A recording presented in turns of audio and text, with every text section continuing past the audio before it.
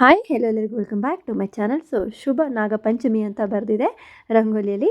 ತುಂಬ ಚೆನ್ನಾಗಿ ಬಂದಿದೆ ರಂಗೋಲಿ. ಹಾಗೆ ಅಮ್ಮನ ಮನೆ ಹತ್ರನೂ ರಂಗೋಲಿ ಹಾಕಿ ಪೂಜೆಗೆ ಅಮ್ಮ ರೆಡಿ ಮಾಡ್ಕೋತಾ ಇದ್ದಾರೆ. ಅಮ್ಮ ನೋಡಿ ಪೂಜೆಗೆಲ್ಲ ರಂಗೋಲಿ ಹಾಕ್ಕೊಂಡು ದೇವ್ರ ಮನೆಯೆಲ್ಲ ಕ್ಲೀನ್ ಮಾಡ್ಕೊಂಡು ರೆಡಿ ಮಾಡ್ಕೋತಾ ಇದ್ದಾರೆ. ಹಾಗೆ ಇಲ್ಲಿ ಎಲೆ ಬಳ್ಳಿ ಗಿಡ ಇದೆ. ಎಲೆ ಬಳ್ಳಿ ಗಿಡ ಇದ್ದರೆ ಹಬ್ಬದಲ್ಲಿ ಏನಾದರೂ ಪೂಜೆ ಇದ್ದಾಗ ದಿಢೀರ್ ಅಂತ ಹೆಣ್ಮಕ್ಳು ಬಂದಾಗ ಉಡಕ್ಕಿ ಕೊಡೋಕ್ಕೆ ಎಲೆ ಸ್ಟಾಕ್ ಇದ್ದೇ ಇರುತ್ತೆ ಅಮ್ಮನ ಮನೆಯಲ್ಲಿ. ಹಾಗೆ ಒಳಗಡೆ ಮನಿ ಪ್ಲ್ಯಾಂಟ್ ಹಾಕಿದ್ರು. ಎಲ್ಲ ಕಟ್ ಮಾಡಿದರು ಅಣ್ಣ, ತುಂಬ ಬಂದಿದೆ ಅಂತ ಹೇಳಿ. ಮತ್ತು ಕಟ್ ಮಾಡಿದಾಗೂ ತುಂಬ ಚೆನ್ನಾಗಿ ಬೆಳೆದಿದೆ. ಹಾಗೆ ಎಲೆ ಅಲ್ಲಿ ಡೈರೆಕ್ಟಾಗಿ ನೀವು ನೋಡಿಬಿಟ್ರೆ ಎಷ್ಟು ಶೈನಿಂಗ್ ಇದೆ ಗೊತ್ತಾ, ಅಷ್ಟು ಶೈನಿಂಗ್ ಇದೆ. ಹಾಗೆ ಇಲ್ಲಿ ಅಮ್ಮ ಮತ್ತು ಅಣ್ಣ ಎಲ್ಲ ಸೇರಿ ಹಬೆ ಕಡುಬು, ಕುಚ್ಚು ಕಡುಬು ಏನಂತೀರ ನೀವು? ನಾನು ಕುಚ್ಚು ಕಡುಬು ಅಂತ ಮೊನ್ನೆ ಒಬ್ರಿಗೆ ಹೇಳ್ತಾ ಇದ್ದೆ, ಗೊತ್ತೇ ಆಗಿಲ್ಲ. ಹಬೆ ಕಡುಬು ಮಾಡೋದು. ಈ ಪಂಚಮಿ ಹಬ್ಬದಲ್ಲಿ ಅಂದರೆ ಹಂಚಿಡೋದು, ರೊಟ್ಟಿ ಚಪಾತಿ ಹಾಕೋದಾಗಲಿ, ಹಾಗೆ ಬಜ್ಜಿ ಬೋಂಡ ಮಾಡೋದಾಗಲಿ, ಎಣ್ಣೆಯಲ್ಲಿ ಕರಿಯೋದಾಗಲಿ, ಅದೇನೂ ಮಾಡೋ ಹಾಗಿಲ್ಲ. ಜಸ್ಟು ಹಬೆ ಕಡುಬು ಮಾಡಿಕೊಂಡು ಅನ್ನ ಪಲ್ಯ ಮಾಡಿಕೊಂಡು ಸಾಂಬಾರು ಮಾಡ್ಕೊಳ್ಳೋದಷ್ಟೇ.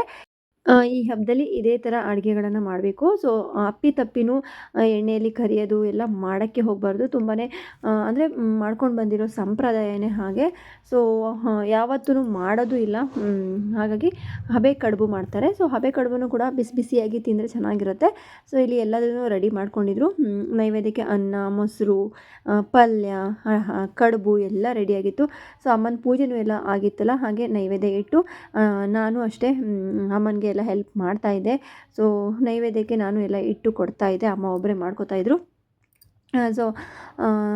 ಎಲ್ಲ ಆಗಿದೆ ಆಲ್ರೆಡಿ. ಮಧ್ಯಾಹ್ನಕ್ಕೆ ಮತ್ತೆ ಅಡುಗೆನೂ ಎಲ್ಲ ರೆಡಿ ಇದೆ. ಇನ್ನೇನು ಸ್ವಲ್ಪ ಬಿಸಿ ಬಿಸಿ ಅನ್ನ ಮಾಡಿಕೊಂಡ್ರೆ ಆಯಿತು. ನೋಡಿ ನೈವೇದ್ಯಕ್ಕೆ ಇಷ್ಟೆಲ್ಲ 5 ನೈವೇದ್ಯ ಮನೆಯಲ್ಲಿ, 4. ಹಾಗೆ ಇವತ್ತು ಗಂಗಮ್ಮನ ಪೂಜೆ. ಗಂಗಮ್ಮನ ಪೂಜೆಗೂ ಹೋಗಬೇಕಲ್ಲ. ಅಲ್ಲೊಂದು ನೈವೇದ್ಯ, 5 ನೈವೇದ್ಯ ತೆಗೆದ್ರೆ 2 ತೆಗಿಬೇಕು, ಇಲ್ಲ 5 ತೆಗಿಬೇಕು. ಅಮ್ಮನ ಮನೆಯಲ್ಲಿ ಜಾಸ್ತಿಯಾಗಿ 5 ತೆಗಿತಾರೆ ಹಬ್ಬ ಹುಣ್ಣಿಮೆಯಲ್ಲಿ. ಇವಾಗ ಎಲ್ಲ ನಾವು ಕೆಲಸ ಮಾಡಿಕೊಂಡು ಹಾಗೆ ಹೊಳೆಗೆ ಗಂಗಮ್ಮನ ಪೂಜೆ ಮಾಡೋಕ್ಕೆ ಹೋಗ್ತೀವಲ್ಲ. ಅಲ್ಲೂ ಕೂಡ ಅನ್ನ ಪಲ್ಯ, ಹಬೆ ಕಡುಬು, ಹಾಗೆ ಉಂಡೆದು ಎಲ್ಲ ತೊಗೊಂಡು ಹೋಗೋದು. ಇದರಲ್ಲಿ ಹಾಲು ತುಪ್ಪ. ಗಂಗಮ್ಮನಿಗೆ ಹೊಳೆಗೆ ಹಾಲು ತುಪ್ಪ ಹಾಕಲಿಕ್ಕೆ ಅಮ್ಮ ರೆಡಿ ಮಾಡಿದ್ದಾರೆ. ಹಾಗೆ ತೆಂಗಿನಕಾಯಿ, ಹೂವು, ಹಣ್ಣು, ಬಾಳೆಹಣ್ಣು, ನೈವೇದ್ಯ ಇಷ್ಟು ನಾವು ನದಿ ಪೂಜೆ, ಗಂಗಮ್ಮನ ಪೂಜೆಗೆ ತೊಗೊಂಡು ಹೋಗೋದು. ಫಸ್ಟು ಮನೆಯಲ್ಲಿ ಎಲ್ಲ ಪೂಜೆ ಮಾಡ್ಕೊಂಡ್ಬಿಡ್ತಾರೆ. ಏನೇ ನಾವು ಹೊರಗಡೆ ಹೋಗಿ ಪೂಜೆ ಮಾಡಬೇಕು ಅಂತಂದ್ರೂ ಫಸ್ಟ್ ಮನೆಯಲ್ಲಿ ಪೂಜೆ ಮಾಡಿಕೊಂಡೇ ಹೋಗಬೇಕು. ನೋಡಿ ಅಮ್ಮಂದು ಪೂಜೆ ಎಲ್ಲ ಆಯಿತು. ಹಾಗೆ ಮಾರನೇ ದಿನ ಹಾಲು ಎರೆದು ಮಾರನೇ ದಿನ ಬೆಲ್ಲದ ನೀರು ಮಾಡಿಕೊಂಡು ಬೆಲ್ಲದ ನೀರು ಹಾಕ್ತಾರೆ ದೇವರಿಗೆ. ಹಾಗೆ ಇಲ್ಲಿ ನಾನು ಹೊಳೆಗೆ ಹೋಗಲಿಕ್ಕೆ ರೆಡಿ ಆಯಿದೆ. ಅಣ್ಣ ಮತ್ತು ಅತ್ತಿಗೆ ಅವರು ಕೂಡ ಹೊರಟಿದ್ರು. ನಾನು ಕೂಡ ಒಬ್ಬಳೇ ಆಗಿದ್ದೆ. ಅವರು ಬರ್ತೀನಿ ಅಂತ ಹೇಳಿದ್ರು. ಚೆನ್ನಾಗಾಯಿತು ಅವರು ಬರೋದು. ನಾನು ನನ್ನ ಗಾಡಿಯಲ್ಲಿ ಹೋಗ್ತಾಯಿದ್ದೆ. ಅವರು ಅವ್ರ ಗಾಡಿಯಲ್ಲಿ ಬರ್ತಾಯಿದ್ರು. ನೋಡಿ ಇವಾಗ ಹೊಳೆ ಸ್ವಲ್ಪ ದೂರ ಇದೆ. ಇನ್ನೇನು ಆಟೋದಲ್ಲಿ ಹೋಗೋದು, ಗಾಡಿ ಇದಾವಲ್ಲ, ಗಾಡಿಯಲ್ಲಿ ಹೋದರೆ ಆಯಿತು ಅಂತ ಹೇಳಿ ಗಾಡಿಯಲ್ಲಿ ಹೊರಟ್ವಿ. ಇವತ್ತು ಸ್ಕೂಲು ರಜೆ ಆಯಿತು. ಅಣ್ಣನ ಮಗ ಕೂಡ ನನ್ನ ಜೊತೆಗೆ ಬರ್ತೀನಿ ಅಂತ ಹೇಳ್ದ. ಅಪ್ಪನ ಜೊತೆಗೆ ಹೋಗ್ತಿದ್ದ, ಇವತ್ತು ಅತ್ತೆ ಜೊತೆಗೆ ಬರ್ತೀನಿ ಅಂತ ಹೇಳಿ ನನ್ನ ಗಾಡಿಯಲ್ಲಿ ಕೂತ್ಕೊಂಡ. ಹೊರಟ್ವಿ ನಾವು. ಅವರು ಬರ್ತಾ ಇದ್ದಾರೆ, ಅಣ್ಣ ಅವರು, ಅತ್ತಿಗೆ ಅವರು. ಹಾಗೆ ಗಾಡಿ ಓಡಿಸ್ಕೊಂಡು ಬಂದ್ವಿ. ಸೀದಾ ದೇವಸ್ಥಾನದ ಹತ್ರ. ರಾಘವೇಂದ್ರ ಸ್ವಾಮಿ ಮಠನೂ ಕೂಡ ಇದೆ. ನೆಕ್ಸ್ಟ್ ಟೈಮು ನಾನು ಮತ್ತೆ ದೇವಸ್ಥಾನನೂ ಕೂಡ ತೋರಿಸ್ತೀನಿ. ಇವಾಗ ಸದ್ಯ ಹೊಳೆ ಪೂಜೆಗೆ ಲೇಟ್ ಆಗಿಬಿಡುತ್ತೆ, ಗಂಗಮ್ಮನ ಪೂಜೆಗೆ.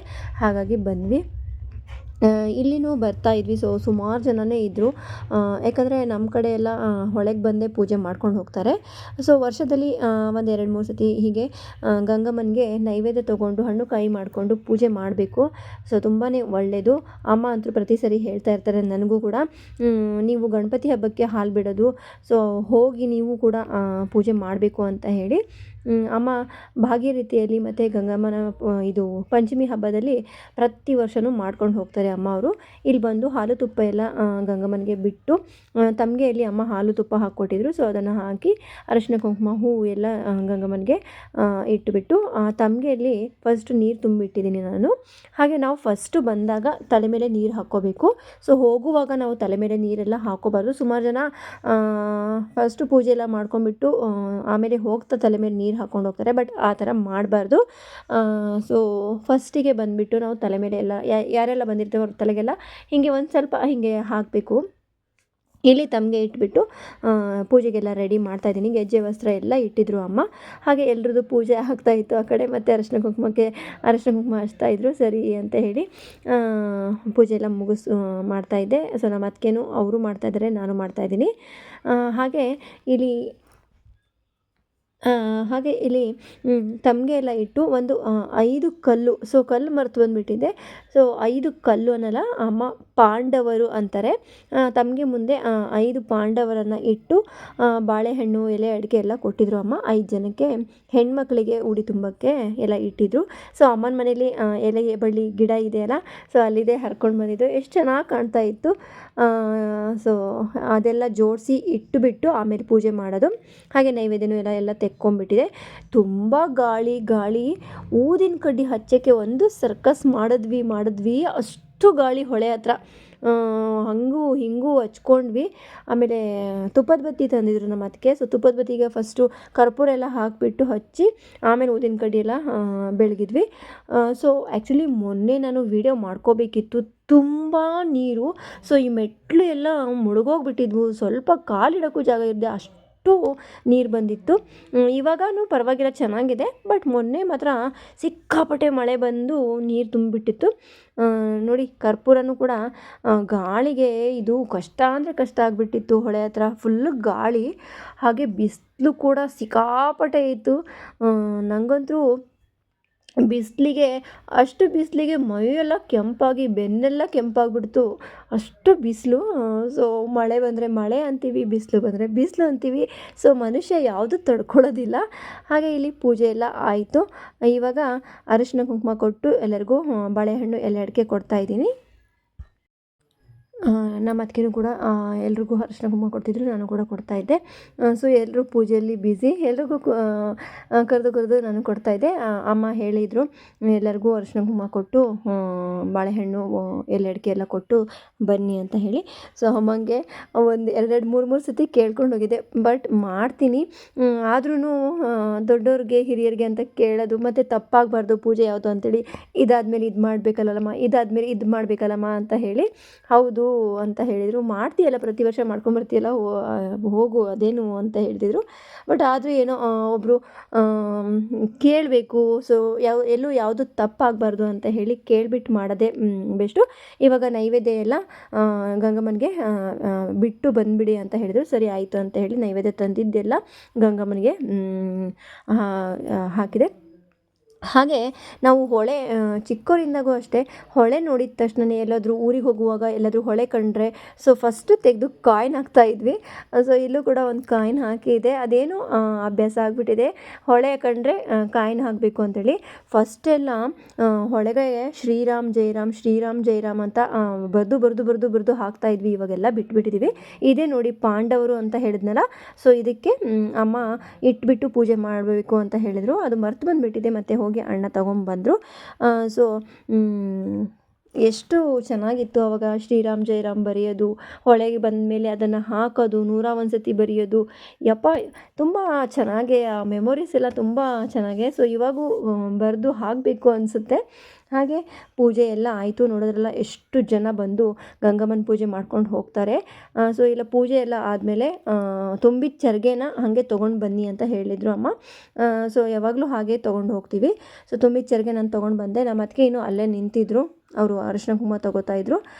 ಆಮೇಲೆ ನಮ್ಮ ಅಣ್ಣಂಗೂ ಅಂಗಡಿಗೆ ಹೋಗೋಕ್ಕೆ ಟೈಮ್ ಆಗಿತ್ತು. ಬೇಗ ಬಾ ಅಂತ ಹೇಳ್ತಿದ್ದ. ಸರಿ ಆಯಿತು ಅಂತ ಹೇಳಿ ಬಂದರು. ಸೊ ಇವಾಗ ಹೊರಟ್ವಿ. ನೋಡಿ ಎಷ್ಟು ಬಿಸಿಲಿದೆ ಯಪ್ಪ. ಹಾಗೆ ಹೊಳೆ ಇಲ್ದವರು ಬೋರ್ವೆಲ್ ಇರುತ್ತಲ್ಲ, ಸೊ ಬೋರ್ವೆಲ್ಲಿಗಾದರೂ ಪೂಜೆ ಮಾಡಬೇಕು. ಸೊ ಅಮ್ಮ ಅವ್ರದ್ದು ಬೋರ್ವೆಲ್ಲು ಇದೆ. ಸೊ ಅವರು ಕೂಡ ಅಲ್ಲಿನೂ ಕೂಡ ಪೂಜೆ ಮಾಡ್ತಾ ಇರ್ತಾರೆ. ಈ ಥರ ಹಬ್ಬ ಇದರಲ್ಲಿ ಹೊಳೆಗೆ ಬಂದು ನಾವು ಪೂಜೆ ಮಾಡ್ಕೊಂಡು ಹೋಗೋದು. ಇಲ್ಲಿ ನೋಡಿ ಎಷ್ಟು ಚೆನ್ನಾಗಿ ಮಾಡಿದಾರಲ್ಲ ಈಶ್ವರ. ಸೊ ಇನ್ನು ಇದು ಕೆಲಸ ಇನ್ನೂ ತುಂಬ ಇದೆ ಹೊಳೆ ಹತ್ರ ಮಾಡೋದು. ಸೊ ತುಂಗಾರತಿ ಅದೆಲ್ಲ ಮಾಡ್ತೀವಿ ಅಂತ ಹೇಳಿದ್ರು. ಯಾಕೋ ಸ್ಲೋ ಆಗಿಬಿಟ್ಟಿದೆ, ಇನ್ನೂ ಕಂಪ್ಲೀಟ್ ಆಗಿಲ್ಲ. ಎಲ್ಲ ಅರ್ಧ ಬರ್ಧ ಆಗಿದೆ. ಸೊ ಅಲ್ಲೇ ನಿಂತ್ಕೊಂಡು ಒಂದು ಸ್ವಲ್ಪ ಹೊತ್ತು ಫೋಟೋಸ್ ಎಲ್ಲ ತೆಕ್ಕೊಂಡ್ವಿ. ನಮಗೆ ಅದೊಂಥರ ಮೆಮೊರೀಸ್ ಅಲ್ಲ. ಸೊ ಹೋದ ಕಡೆ ಸೊ ಅಲ್ಲೊಂದು ಫೋಟೋ ಕ್ಲಿಕ್ ಮಾಡ್ಕೊಳ್ಳೋದು, ಏನಾದರೂ ವೀಡಿಯೋಸ್ ಮಾಡ್ಕೊಳ್ಳೋದು, ಅದು ಚೆನ್ನಾಗಿ ಅನಿಸುತ್ತೆ. ಹಾಗೆ ಮನೆಗೆ ಬಂದು ಅಮ್ಮನ ಕೈಯಲ್ಲಿ ತುಂಬಿದ ಚರಿಗೆ ಕೊಟ್ಟೆ. ಅಮ್ಮ ದೇವ್ರ ಮನೇಲಿ ಇಟ್ಟು ನಮಸ್ಕಾರ ಮಾಡಿದರು. ಸೊ ಖಂಡಿತ ನಿಮ್ಮೆಲ್ರಿಗೂ ಈ ವಿಡಿಯೋ ಇಷ್ಟ ಆಗಿದೆ ಅಂದ್ಕೊಳ್ತೀನಿ ಫ್ರೆಂಡ್ಸ್. ಇಷ್ಟ ಆದರೆ ಗೊತ್ತಿದೆಯಲ್ಲ, ಲೈಕ್ ಮಾಡಿ, ಶೇರ್ ಮಾಡಿ, ಸಬ್ಸ್ಕ್ರೈಬ್ ಮಾಡೋದನ್ನು ಮರಿಬೇಡಿ. ತಪ್ಪದೇ ಬೆಲ್ ಐಕಾನ್ ಪ್ರೆಸ್ ಮಾಡಿ. ಓಕೆ, ಬಾಯ್ ಬಾಯ್ ಫ್ರೆಂಡ್ಸ್, ಟೇಕ್ ಕೇರ್.